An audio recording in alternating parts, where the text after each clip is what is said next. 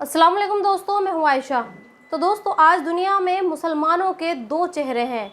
एक चेहरा ईरान का है और एक चेहरा हमारे देश के मुसलमानों का है। आज मैं आपको अपने देश के मुसलमानों के बारे में बताऊंगी।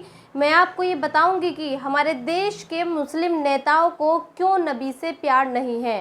लेकिन उससे पहले मैं ये चाहती हूँ कि आप ईरान के बारे में कुछ जानें, क्योंकि आज दुनिया भर में ईरान की चर्चा हो रही है, उसी की बातें हो रही हैं। और उसकी वजह यह है कि इसकी जो सबसे बड़ी वजह है वो ये है, ईरान के नेता, ईरान के हुक्मरान हमारे देश के मुस्लिम नेताओं की तरह बुज़दिल नहीं हैं।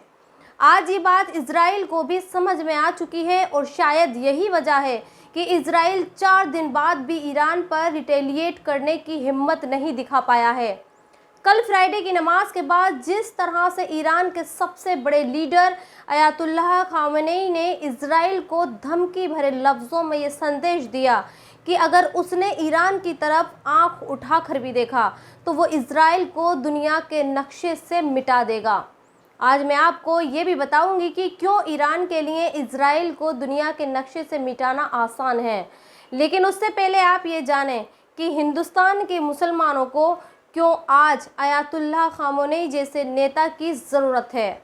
ये तस्वीरें कल रात की हैं। बेचारे मिडिल क्लास मुसलमान, दुकान चलाने वाला मुसलमान, रेहड़ी पटरी पर काम करने वाला मुसलमान घरों से निकलकर गाज़ियाबाद की सड़कों पर उस शख्स की गिरफ्तारी की मांग कर रहा है जिसने नबी की शान में गुस्ताखी की है।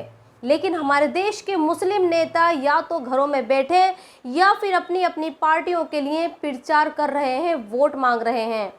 करीब 48 घंटे हो चुके हैं जब यति नरसिम्हानंद नाम के एक पुजारी ने मोहम्मद का पुतला फूंकने की बात कही थी, लेकिन अभी तक देश के 25 सांसद और सैकड़ों विधायकों में से एक भी नेता ऐसा नहीं है जो सड़क पर उतरा हो या जिसने पुलिस स्टेशन जाकर इस गुस्ताखे रसूल की गिरफ्तारी की मांग की हो। और शायद यही वजह है कि FIR होने के बावजूद यति नरसिम्हानंद अभी तक सलाखों के पीछे नहीं है। और तो और हमारे नेताओं की बुज़दिली देखकर अब नरसिम्हानंद के चेले अनिल यादव ने भी धमकी भरे लफ्ज़ों में ये कहा है कि अगर उसके गुरु नरसिम्हानंद की गिरफ्तारी हुई तो फिर उसका अंजाम अच्छा नहीं होगा और वो मोहम्मद के साथ साथ अली और अबू बकर का भी पुतला जलाएगा।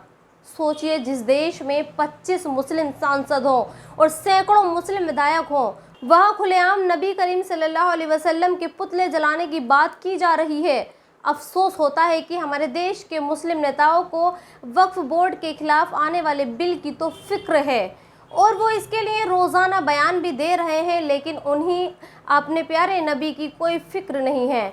शायद उन्हें ये लगता होगा कि नबी की फ़िक्र करेंगे तो पार्टी नाराज़ हो जाएगी और अगर वक्फ बोर्ड की ज़मीनों की फ़िक्र करेंगे तो फिर उन्हें पैसा कमाने का मौका कैसे मिलेगा।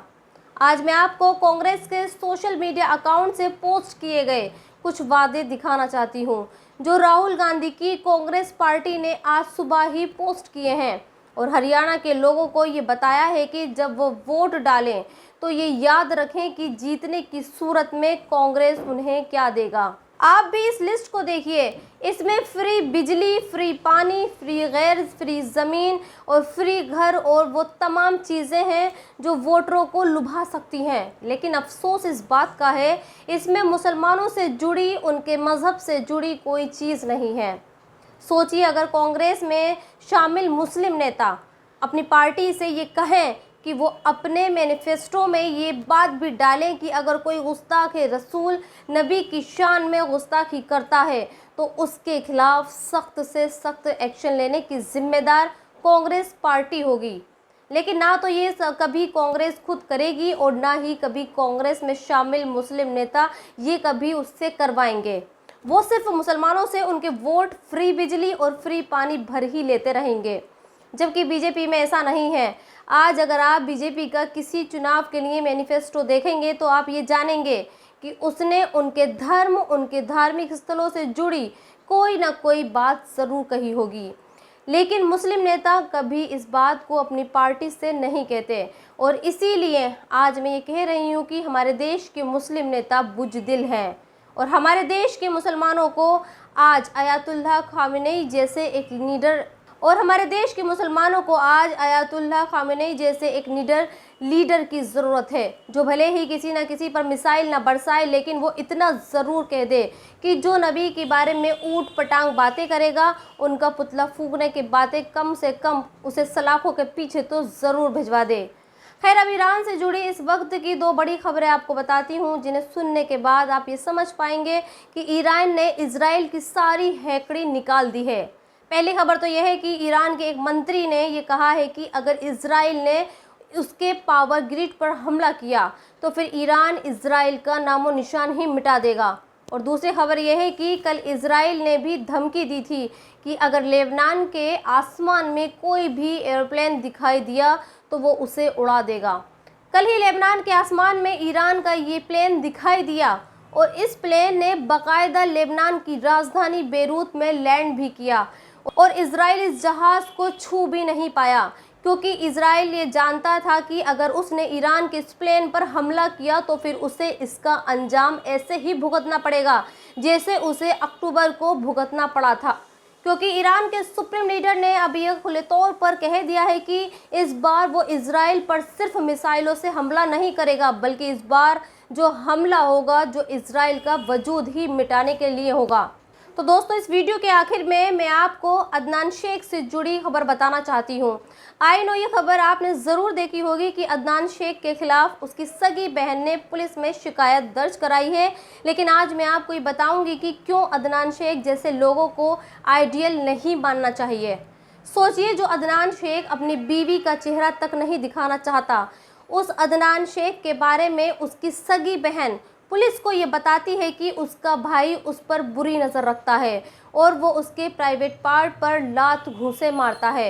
इफ़्फ़त नाम की इसी बहन ने यह भी खुलासा किया है कि अदनान ने जिस लड़की से शादी की है वो हिंदू है और उसका नाम रिद्धि जादव है और उसने इस्लाम कबूल करके अपना नाम आयशा रखा है।